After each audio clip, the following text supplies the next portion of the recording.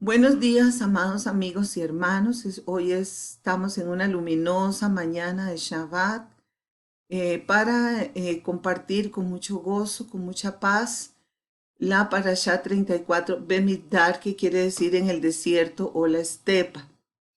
Primero vamos a orar para encomendarnos al Creador este pequeño estudio que vamos a hacer. Bendito seas tú, Yahweh, nuestro Elohim, Rey del universo, que nos santificas con tus mandamientos y nos has encomendado estudiar tu Torah. En el nombre de Yahushua, nuestro Mesías. Amén y amén. Entonces, vamos a dar inicio a este estudio.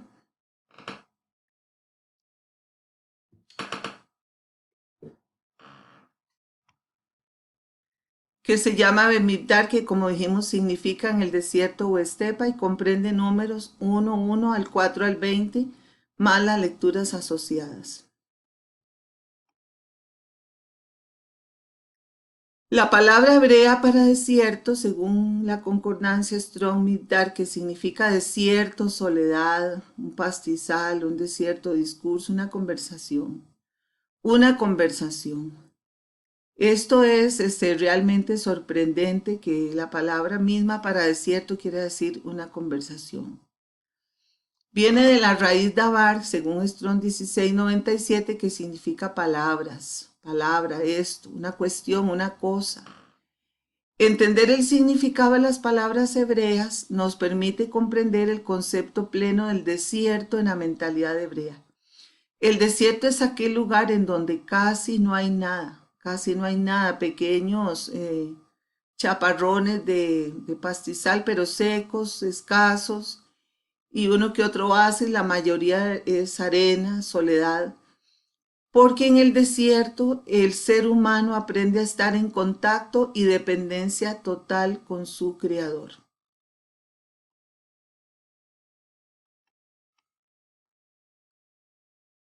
Abba nos lleva al desierto muchas veces cuando necesitamos recapacitar sobre nuestros errores y hacer teshuvá, o sea, hacer retorno a Él. Las pruebas de la vida, esos momentos difíciles, representan ese desierto. De hecho, el término desierto es para expresarse a una etapa de la vida en que hay problemas, dificultades o tiempos de reflexión. Son muy usados en la literatura en general, no solo en la escritura, se deriva de ahí.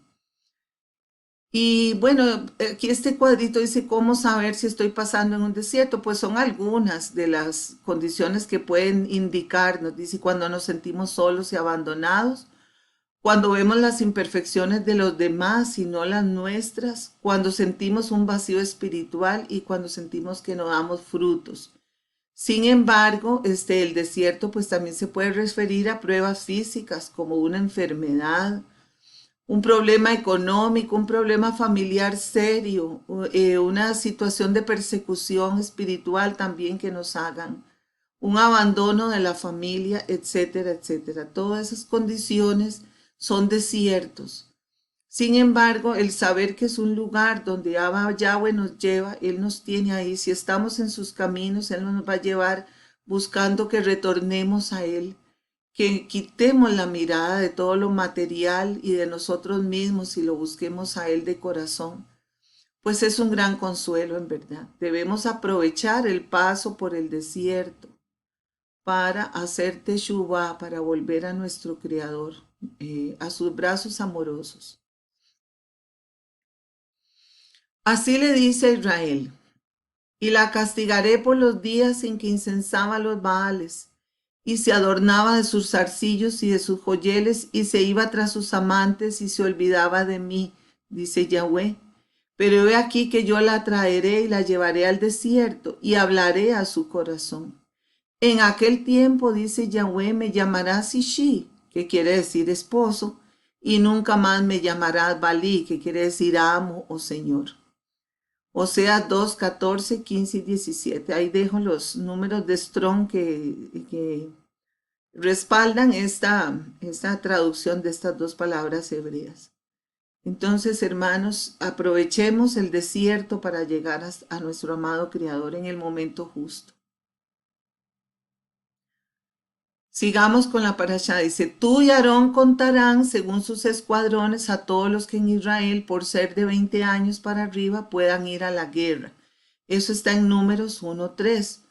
Un israelita no era considerado adulto hasta los 20 años. Cuando a los hebreos se les llamaba a contribuir para la ofrenda, se referían solamente a los que ya habían llegado a los 20 años, como se ve en Éxodo 30:14 y 38:26.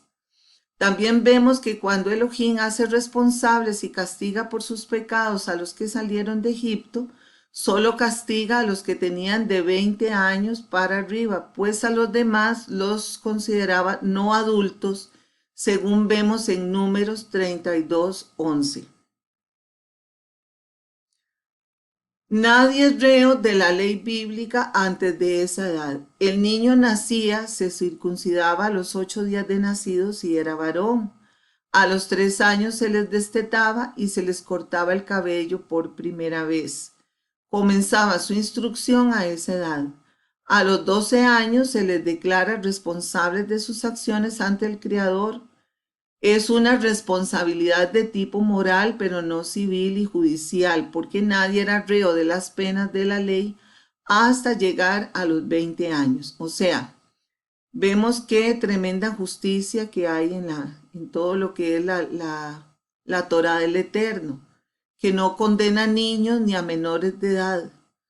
Tampoco favorece el matrimonio entre niños porque no son considerados todavía adultos responsables. Es eso de matrimonio en niños pequeñitos ni niñas, tampoco. Y eso sí contempla un orden desde que el niño nace, de manera que sea instruido en la Torá y consagrado a Yahweh. Y eso pues también es justicia, porque no se le puede demandar a una persona que tenga responsabilidad moral y judicial con respecto a la Torá si no la conoce, como ocurre muchas veces en las sociedades modernas, que un niño crece sin control, sin educación moral. Más bien ahora en las escuelas se les dice que no se ha quitado la instrucción bíblica, la oración, etcétera. Y cuando el niño al crecer empieza a manifestar conductas inmorales o conductas en contra de la sociedad, se le condena sin misericordia. Una completa contradicción que Abba no hubiera permitido en su Israel en su momento, cuando Israel vivía de acuerdo a la Torá. En Mateo 18:6 se nos enseña estas palabras de Yahoshua, nuestro Mesías. Cualquiera que ponga tropiezo, en otras versiones dice escándalo o escandalizar a uno de estos pequeños, mejor le sería atarse una piedra de molino y arrojarse al mar.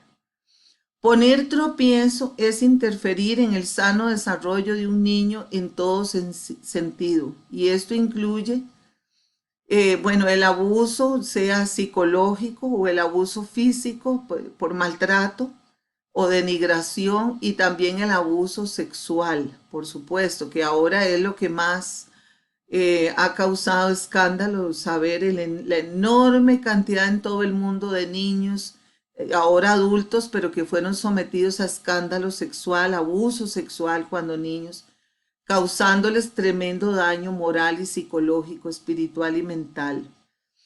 Entonces estas personas que le hacen esto a los niños, a un niño pequeño, dañándolo, interfiriendo en ese proceso sano de crecimiento, son los que deben atarse la piedra y lanzarse al mar, dijo Yahoshua.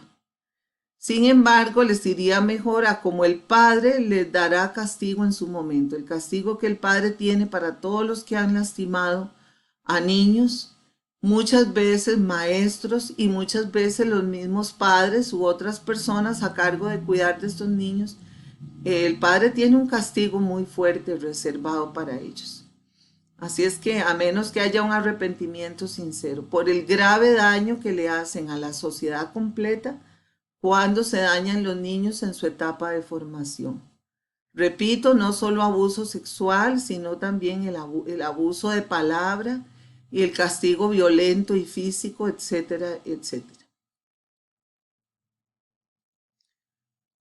En cuanto a la condición, dice, de los israelitas, cuando es separado este cuerpo de hombres, es aptos para la guerra. Dice que debían ser separados los hombres aptos para la guerra de 20 años para arriba. Dice que una persona es apta para la guerra cuando es una persona disciplinada, reconoce la autoridad en la línea de mando y está dispuesto a vencer. Esas son condiciones totalmente necesarias porque imagínense que un cuerpo, un ejército organizado, un ejército eficaz y eficiente, que cada persona haga lo que le parece o vaya donde quiere ir y no escuche ninguna línea de mando, pues ese ejército está dispuesto al fracaso, está listo para fracasar. Dice la palabra que debe ser muy valiente, una persona valiente. Dice, desde los días de Juan el Bautista hasta ahora, el reino de los cielos sufre violencia y los valientes lo conquistan por la fuerza. No, las victorias en esta vida, que este lenguaje militar es una sombra profética de las batallas que nosotros tenemos que librar en la vida, requieren mucha valentía. Y la palabra nos dice que el Espíritu, a los que no sean tan valientes o no seamos tan valientes, el Espíritu les va a infundir la valentía que necesitan para hacerle frente a cualquier situación que se presente en la vida, no solo con respecto al mundo espiritual, sino al mundo material. El reino de los cielos es para los valientes. La palabra hebrea que ha sido traducida como guerra es sabá, según Strong 6335, son ejércitos, guerra, una masa de personas organizada para la guerra o una campaña. Esta palabra vemos que no solo implica guerra, sino que están organizados como un ejército. Se esperaba que Israel tuviera una gran organización, que fuera un pueblo ordenado y organizado, con claras líneas de mando, con una ley, una Torá escrita, tanto en piedra como en un libro, para no dar lugar a que prevalecieran las opiniones personales que podían dar lugar a confusión. Y en fin, esa era la visión que Yahweh tenía para su pueblo Israel, un pueblo organizado, una masa de personas organizada para la guerra. La misma palabra se usa para las estrellas que son llamadas el ejército del cielo, como en Génesis 2.1 y Deuteronomio 4.19. Por supuesto que eso incluye a los hijos de Yahweh que están en la tierra, que son tipificados proféticamente como las estrellas del cielo, según estudiamos en el estudio anterior que se llamaba Señales en el Cielo, el cual recomiendo ver, que está en este mismo canal. También en esta parashá se resalta el valor de los líderes. Leemos en la parashá cómo los líderes pasan adelante y son presentados a todos por su propio nombre. Como el campamento israelita es una sombra profética de la Keilah del Mesías, del cuerpo espiritual del Mesías, que está ahora presente en el mundo esperando su segunda venida, entonces el papel de los líderes es muy importante también. Al igual que en el campamento israelita, en la Keilah del Mesías existe una línea de autoridad y de orden. Esa línea de autoridad, por supuesto, no es personal, individual ni caprichosa, sino que, bueno, ahorita vamos a comentar eso. Al presentar a los líderes se les imponen las manos y se presentan a toda la comunidad. Debe ser un acto público. La comunidad debe saber a quién está poniendo como líderes de ellos. Y es una gran responsabilidad, y también hay que tener mucho cuidado con los líderes que se ponen al frente de la comunidad, los ancianos o los saquén. Eso está bien descrito en la escritura en varios versos sobre las responsabilidades y características que deben tener los ancianos de la comunidad. Por supuesto que ellos son llamados conjuntamente con su esposa y sus hijos, o sea, una familia, son familias líderes. Como ocurría igualmente en los campamentos israelitas, que cuando era llamado el líder era también llamada su familia. Estos deben ser aptos, dispuestos a servir. Sobre el servicio es la característica primordial de una persona que desea servir en el cuerpo del Mesías. Tiene que ser una persona servidora. No es una persona que busque ser servido, halagado, premiado o adulado, sino una persona dispuesta a servir. Estos deben ser personas que se sometan a la autoridad del Mesías en la palabra, así como el Hijo se somete a la autoridad del Padre. Dice la Escritura, si guardan mis mandamientos, permanecerán en mi amor, así como yo he guardado los mandamientos de mi Padre y permanezco en su amor. Juan 15:10. Es una línea de mando que desciende desde el mismo Padre Todopoderoso, de Abba Yahweh, a su Hijo y luego también a los líderes y de los líderes a la Keilah. No emana de ningún hombre. La autoridad viene de la palabra de Abba Yahweh, que es su voluntad expresa. En el libro de los jueces, capítulos 6 y 7, tenemos una historia sumamente reveladora para nosotros en este tiempo, en donde leemos cómo el pueblo de Israel es atacado por los madianitas. El pueblo de Israel había caído en pecado, tenía ídolos, tenía adoración prohibida que le estaba haciendo a Baal y a Astarté, esos dioses de la antigüedad, bueno, que se proyectan hasta el tiempo actual con otros nombres, y Abba Yahweh permitió, ellos abrieron la brecha para que los madianitas, era un pueblo de Madián, entraran y robaran ganado, destruyeran los cultivos, y entonces el pueblo de Israel corría el riesgo de ser hambre y era asolado por los madianitas. Entonces Yahweh se acuerda de su pueblo y escoge a Gedeón, un campesino. Gedeón no era más que un campesino, y lo convierte en un líder militar y le da instrucciones de que prepare al pueblo para ir a luchar contra los madianitas. Sin embargo, le da la instrucción de, bueno, primero él convoca a todo el pueblo, a todas las personas que estaban ahí, ¿verdad?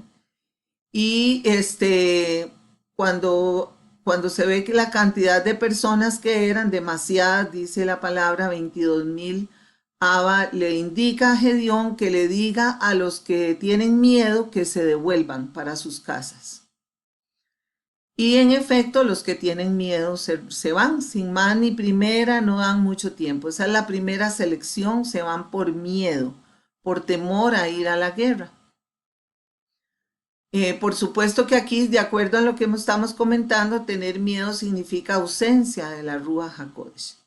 Al resto, los que quedan, los llevan a las aguas, que fueron 10,000, y al tomar el agua, entonces Yahweh hace esta prueba, que al tomar el agua, se descartan de ahí los que se arrodillan para beber. Los que levantan el agua hasta su cara con su mano, entonces eran los que habían de quedarse para la victoria. Del total de todos los israelitas convocados a la defensa, al final solo 300 fueron los escogidos, y con esos 300 se obtuvo la victoria. La escritura nos dice, porque muchos son llamados y pocos escogidos, en Mateo 22:14. Y sí le decimos a las personas que están liderando una comunidad mesiánica, un grupo mesiánico, que no se sientan tristes cuando se segregan gran cantidad de personas. Muchas veces después de un gran esfuerzo se levanta una comunidad y está floreciente con gente, y de repente se separan personas, se van, escogen el camino, primero los que tienen miedo y después los que por sus características se arrodillan para beber fácilmente, ¿verdad? Escogen el camino más fácil de bajar la cabeza. Entonces no se sientan mal por eso. No se sientan mal porque haya poquitos en la comunidad haciendo grandes esfuerzos. Esto no se trata de multitudes. El pueblo de Israel en medio de las naciones de la tierra nunca fue una nación enorme en cantidad de gente, ni nada por el estilo, ni un imperio mundial. Siempre fueron pequeños, pocos, porque Yahweh le interesa que sea su fuerza, que sea Él el que se vea que está actuando y no los hombres. Así pues, no se preocupe. Yahoshua dijo, donde haya dos o tres, ahí estaré yo en medio de ellos. Y tampoco se sienta dolido cuando algunas personas se devuelvan. A veces duele mucho, no por uno, sino por la gente. Pero eso es que Yahweh está haciendo su selección, está sacando gente, devolviéndose. A Baal y a Astarte se devolvieron a sus lugares, dice. Entonces déjelo todo al Eterno y siga adelante, que usted con 300, con 3, con 2 o 3, como dijo Yahoshua, usted puede obtener la victoria por medio del Mesías. Sigamos con la parashá. Los hijos de Israel acamparán a cierta distancia alrededor del Mizcán de reunión. Ellos acamparán cada uno junto a su estandarte y con las enseñas de sus casas paternas. Número 2.2. Es muy importante entender, bueno, los estandartes se usan en la guerra, las banderas y los estandartes se levantan en alto sobre todos los demás para que el ejército sepa por dónde tiene que ir, por dónde tiene que seguir el camino, donde va el estandarte a la distancia, ahí van ellos. Entonces, aquí vamos a entender que eso de levantar un estandarte tiene una sombra profética muy importante para nosotros. Dice la palabra, así dice Yahweh, he aquí levantaré hasta las naciones mi mano y hacia los pueblos alzaré mi estandarte. Traerán a tus hijos en brazos y tus hijas en hombros serán llevadas. Isaías 49:22. Levantaré hasta las naciones mi mano. ¿Cuál es la mano de Yahweh? Pues es el brazo extendido, es Yahoshua mismo, es un Mesías, porque Él es el ejecutor de los planes del Padre, es el ejecutor, por medio de Él fueron hechas todas las cosas. Y ese es el estandarte que nosotros tenemos que seguir. En todas las naciones está levantado, hermanos.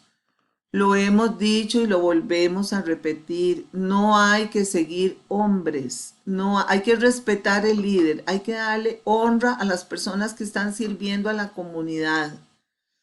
Pero ejemplo moral, palabra de autoridad absoluta que no tenga ninguna variación es Yahoshua. En un momento dado, en una situación en que la guerra se vuelva muy difícil o pareciera que se esté perdiendo la batalla, puede que los líderes caigan, puede que los líderes mueran en el camino, desaparezcan o que tengan miedo y que fallen también. Son seres humanos, pero el estandarte seguirá levantado y entonces hay que guiarse por el estandarte. Mientras tanto se reorganiza el ejército de ese momento difícil que está pasando. Ese es el llamado para nuestro tiempo. Sí hay que respetar las líneas de mando y de autoridad, pero hay que seguir el estandarte, sobre todo en momentos de crisis. Y bueno, dice también, levantaré estandarte a las naciones y juntará a los desterrados de Israel y reunirá a los esparcidos de Judá de los cuatro confines de la tierra. Isaías 11:12. Yahoshua es el estandarte a las naciones, el que va a juntar a los desterrados, todos los que estamos en el exilio, vamos detrás del Mesías. Cualquier movimiento que dice sea para reunificar a Israel, que no tenga el estandarte de Yahoshua el Mesías, no nos va a llevar al lugar adecuado, no nos va a llevar a la reunión total. Bueno, aquí pusimos este cuadrito que habíamos publicado anteriormente que dice que un estandarte es una bandera, un insignia, símbolo que representa algo, dice. Se llevaba en alto en las batallas, entonces dice la palabra, nosotros nos alegraremos en tu salvación y alzaremos estandarte en el nombre de nuestro Elohim. Conceda a Yahweh todas tus peticiones, Salmos 25. Y en Cantares 2:4, la dama que está ahí en este acto amoroso que representa a Israel dice, Él me ha traído a la sala del banquete y su estandarte sobre mí es el amor. Y sigamos leyendo, pero Elohim demuestra su amor para con nosotros en que siendo aún pecadores el Mesías murió por nosotros. Romanos 5:8. Ese es nuestro estandarte, hermanos. No hay otro. No hay otro. No hay rabino, no hay moreno, no hay maestro, no hay nada. Solo Yahoshua. Yahoshua. Bueno, volviendo a lo que se leyó en la parashá, que esperamos que todos la hayan leído, porque si no, pues no tiene sentido este estudio, si no se leyó el contenido escritural, contenido en el libro de Números. Cada israelita debía identificarse con una tribu y cada tribu con una nación, o sea, con la nación de Israel, ¿verdad? Entonces, vemos que cada israelita está, todos son israelitas, pero todos pertenecen a la nación de Israel, pero cada uno está contenido en una tribu. Esto puede compararse a los diferentes grupos dentro del cuerpo espiritual del Mesías y así lo hemos entendido. Es de lógico que no todos los movimientos mesiánicos sean completamente iguales, porque cada tribu de Israel era diferente, tenían un llamado diferente, una bendición diferente y un estandarte diferente. Asimismo tenían una locación, una colocación geográfica diferente. Entonces, así los movimientos mesiánicos tienen sus diferencias. Eh, por supuesto, siguiendo una misma línea de pensamiento, o sea, monoteísmo absoluto, etcétera, bases de la fe, pues que ya no se podían violentar porque se caía en transgresión de la Torah. Pero aparte de eso, en cuanto a costumbres, tradiciones, modos, formas de trabajar, eran diferentes. En nuestra emuná, nosotros que publicó la comunidad menorá somos muy enfáticos en eso, en que no deseamos intervenir, criticar o mezclar a otras comunidades, siempre en una línea de respeto. Eh, Tal vez algunos vemos que toman ciertas características que puede que no nos parezcan, pero eso no nos corresponde a nosotros, ¿verdad? Siempre va a haber cizaña y dentro del campo de trigo, pero eso lo decidirá el Mesías y él separará el trigo y la cizaña al final de los tiempos.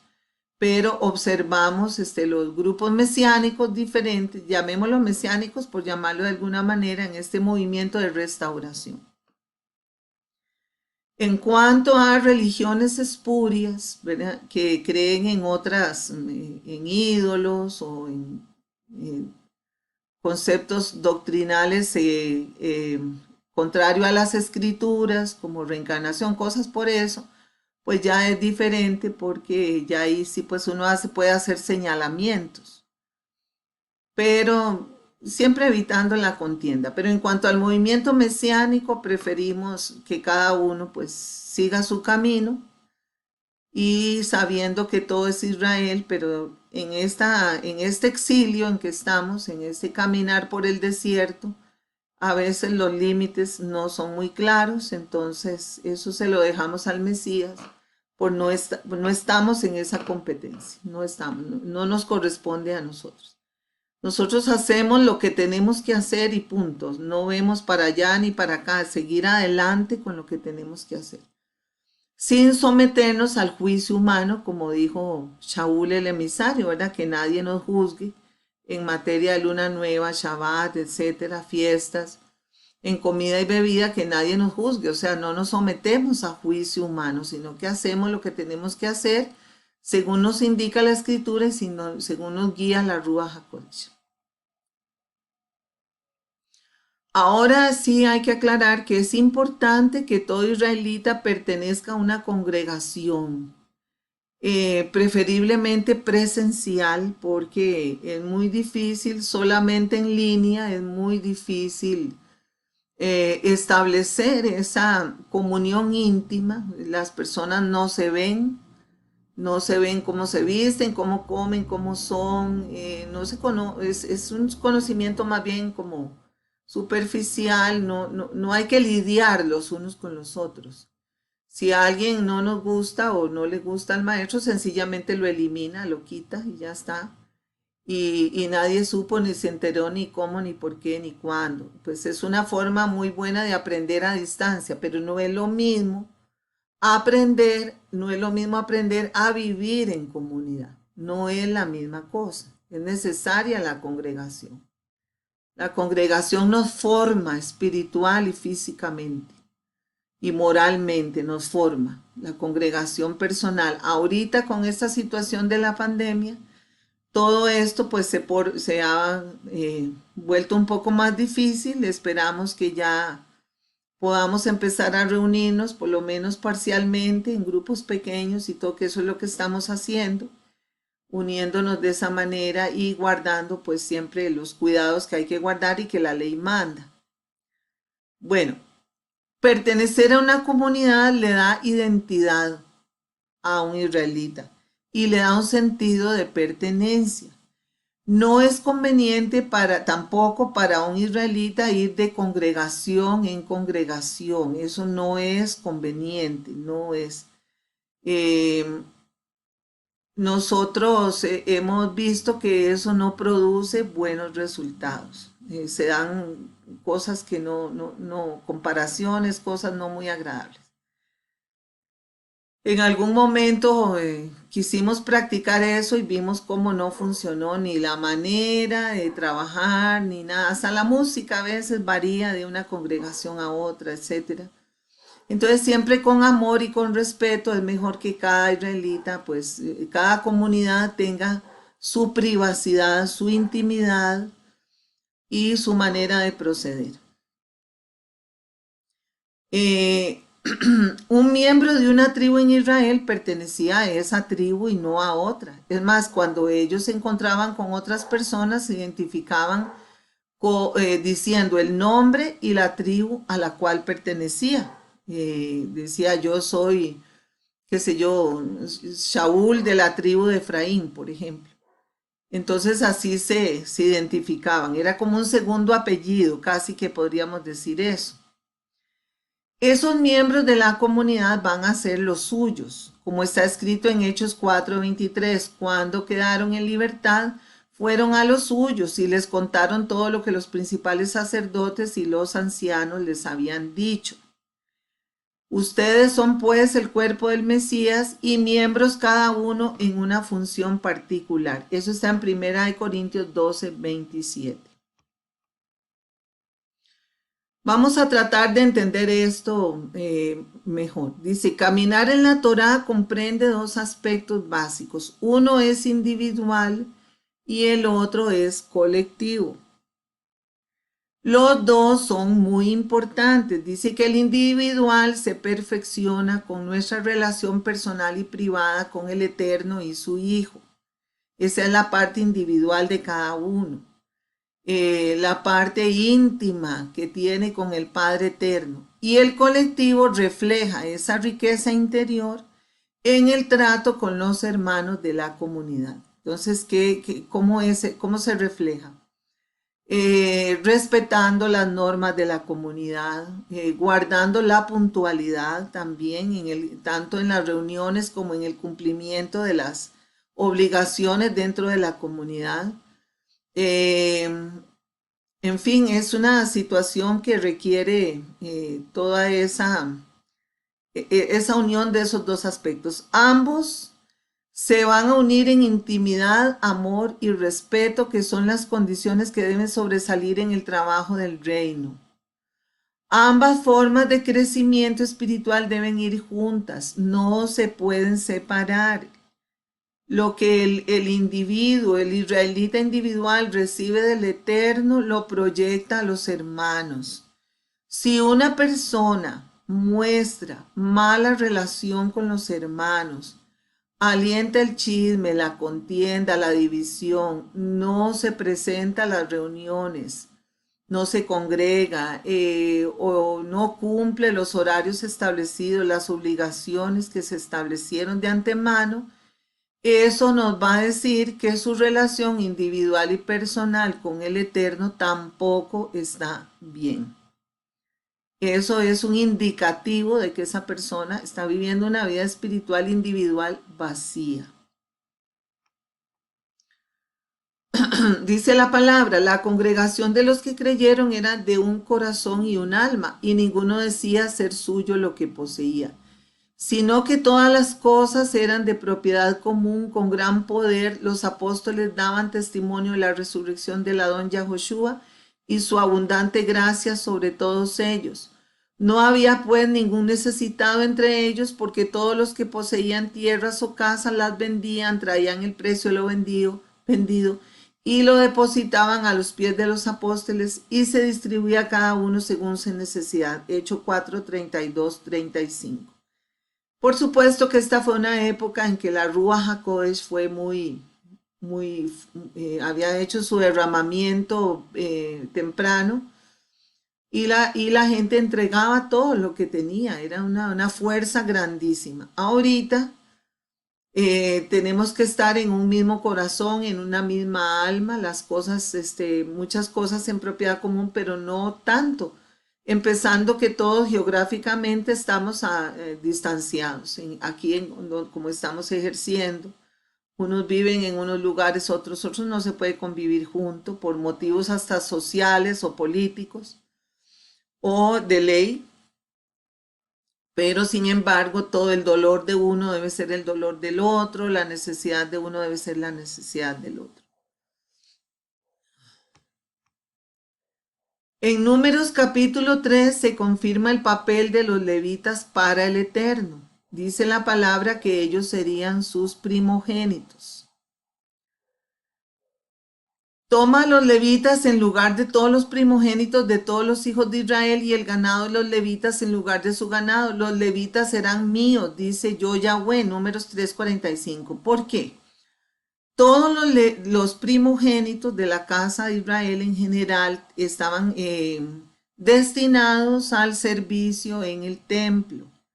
Iban a ser los destinados, bueno, de todas las cosas santas. Sin embargo, por el pecado del becerro de oro perdieron ese privilegio. Entonces Yahweh, en lugar de los levitas, pues en lugar de los israelitas, tomó a los levitas.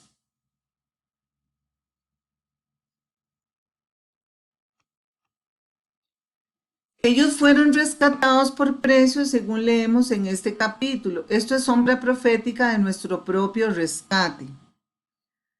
Dice la escritura, pues por precio han sido comprados, por tanto glorifiquen a Elohim en su cuerpo y en su espíritu, los cuales son de Elohim. Primera de Corintios 6:20. En Isaías capítulo 66 se profetiza el retorno de los expatriados de las naciones a Israel. Dice, y traerán a todos sus hermanos de entre todas las naciones como ofrenda a Yahweh, a mi Kadosh monte en Jerusalén, tanto en caballos como en carros, en literas, en mulos y en camellos. De la misma manera que los hijos de Israel traen su ofrenda en vasijas limpias de la casa de Yahweh, ha dicho Yahweh, y también de entre ellos tomaré para sacerdotes y levitas, ha dicho Yahweh. Isaías 66, 20, 21. Esta promesa de que serían tomados sacerdotes y levitas de entre todos los expatriados de todas las naciones es para nosotros. Es para nosotros. Podemos ser considerados que estamos ejerciendo una función sacerdotal, ya no en el orden de Levítico, sino en el orden de Melquisedec, según estudios que hemos compartido de acuerdo a la palabra. Y es una gran responsabilidad, pero también un gran privilegio que haya tomado levitas de entre todos los expatriados que están regresando al movimiento de restauración. Bueno, a los levitas se les encomendó todo el trabajo del Mizcán y luego el trabajo del templo y el manejo y mantenimiento de los objetos sagrados de la liturgia. Con esta advertencia dice, y cuando el Mizcán haya de trasladarse, los levitas lo desarmarán, y cuando el Mizcán haya de detenerse, los levitas lo armarán. Y el extraño que se acercare morirá. Números 1:51. Mizcán es el verdadero nombre, se le llama tabernáculo, pero es más correcto. Mizcán en hebreo quiere decir tienda, es la tienda del encuentro. Bueno, la palabra traducida como extraño es Sara, que según Strong 22:14 significa extraño, aborrecimientos o cosa asquerosa. Se refiere no solamente a gentiles. Una cosa asquerosa es como una abominación o también algo que está contaminado por el pecado.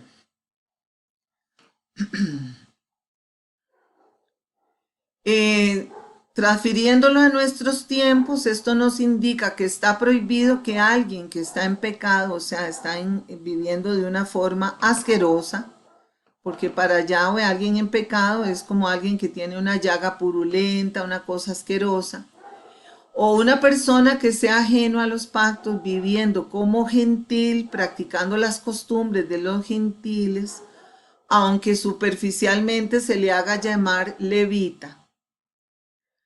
Ninguna persona que esté haciendo eso puede tocar las cosas santas ni intervenir en el servicio del mezcán. Y mucho menos está autorizado a tomar diezmos o comer ofrendas hechas al mezcán o templo. Eso es un pecado terrible, muy peligroso. Traducido a nuestros tiempos es lo mismo, se refiere a que ninguna persona ajena a los pactos en conocimiento, práctica, o sea que no sabe, no es una persona que ha estudiado, no es una persona que no conoce, por lo tanto, ¿cómo va a practicar lo que no conoce? ¿Cómo va a vivir lo que no conoce?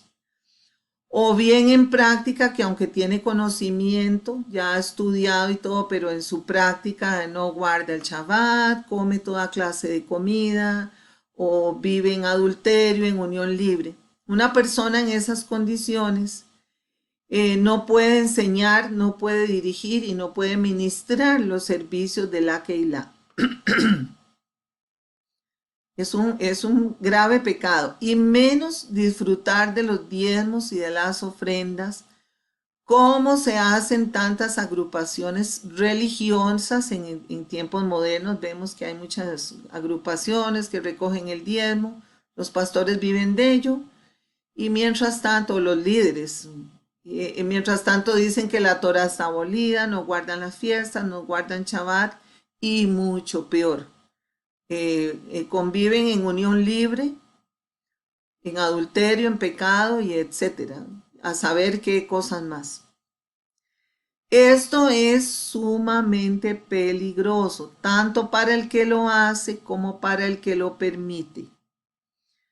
Toda la comunidad será afectada si se permite esto y se puede manifestar en forma de enfermedad, pobreza, persecución, muerte, pérdida espiritual, etcétera, etcétera. No, muchas veces podemos experimentar una situación de mucha desgracia y ni siquiera sabemos por qué viene y decimos, ay, pero ¿por qué me ocurre eso? Y es porque estamos permitiendo, o sea, el Mizcán está contaminado y la persona, la Keilah está contaminada y la persona es como si comiera un pan envenenado o si comiera una comida descompuesta, igual. Entonces es muy, muy peligroso para el espíritu, para el alma. Entonces, siempre hemos dicho que el vaso debe estar limpio siempre, no solo el vaso por dentro y por fuera, no solo el mensaje, el contenido del vaso, sino el vaso mismo debe estar limpio. El vaso mismo debe estar limpio. Bueno, y leemos que según la escritura dice, desde los 30 hasta los 50 años de edad, todos los que entran a prestar servicio trabajando en el Mizcán de reunión, eso está en Números 4:3, esas eran las edades comprendidas en ese tiempo. hasta los 50 años de edad. Era un trabajo fuerte, era un trabajo duro, requería hacer guardias nocturnas, había que movilizar cosas pesadas. Solo el velo del templo, dice, según los escritos de los sabios, se requería 70 hombres para moverlo, etcétera. Entonces tampoco podían ser personas demasiadamente ancianas, se retiraban a los 50 años de edad.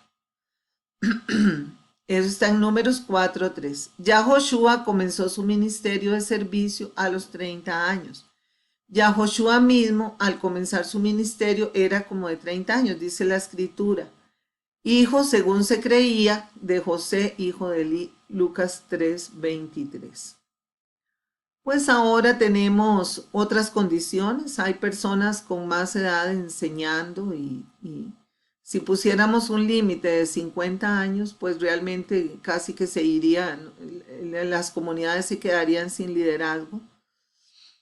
Pero sí es de esperar que una persona que comienza a ejercer función ministerial no sea demasiado joven. Una edad 30 años es una edad que se puede esperar ya cierta madurez, debido a que debe tener también experiencia. Por eso dice la palabra que son saquén, ancianos. No se refiere solamente a una edad cronológica, sino también a una edad mental y espiritual en el camino, ¿verdad? Porque que esté apto en un estado de salud, debe tener salud, debe estar íntegro en salud física, mental y espiritual para la ardua labor que tiene que enfrentar una persona liderando una comunidad, porque es bastante fuerte. Es un trabajo, ya no requiere tal vez tanto esfuerzo físico, pero es un esfuerzo grande, muy comprometido, es muy fuerte. Y bueno, diremos que en las parashot subsiguientes se analizará más a fondo, nos viene descrito más las responsabilidades de los levitas, las características de los levitas, todo lo concerniente a su consagración. Todo eso es muy importante para nosotros que estamos ejerciendo la función de levitas, todos, porque ya no hay hombre, ni mujer, ni esclavo, ni libre. Todos los que estemos en la obra de la predicación estamos ejerciendo función levítica en el sacerdocio de Melquisedec, pero siempre, por supuesto, liderados para que haya un orden dentro de la Keilah. Entonces los vamos a estudiar. Y esto sí quiero recalcar que la escritura dice que estas cosas les sucedieron como fue ejemplo y fueron escritas como enseñanza para nosotros, para quienes ha llegado el fin de los siglos. Primera de Corintios 10:11. Cuando estudiamos en las parashot, en la Torá, lo que le ocurrió al pueblo de Israel, las diferentes situaciones que vivieron, las guerras que enfrentaron, la forma en que Abba Yahweh les mandó organizarse, el servicio en el Mizcán primero y luego en el templo, las fallas de sus reyes que fallaron y por lo tanto a veces llevaron a sus pueblos, al pueblo de Israel, a grandes desgracias. Nosotros tenemos que aplicar todo esto a nuestra vida moderna, al servicio en la Keilah, totalmente en cada detalle. Eso que no se nos olvide, porque para eso fue escrito, para que cogiéramos ejemplo.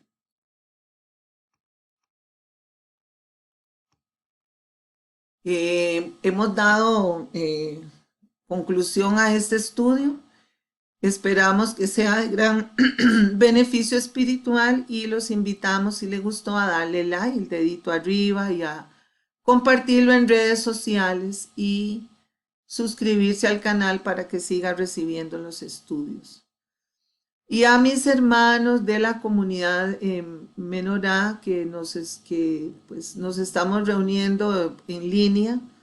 Un abrazo a todos muy especial, los apreciamos, los queremos, los extrañamos físicamente, nos vemos en línea, pero los extrañamos mucho y esperamos que muy pronto tengamos la oportunidad de volvernos a reunir a todos. Que Abba bendiga las vidas de todos ustedes, tanto los hermanos como amigos, y seguir creciendo espiritualmente en este camino.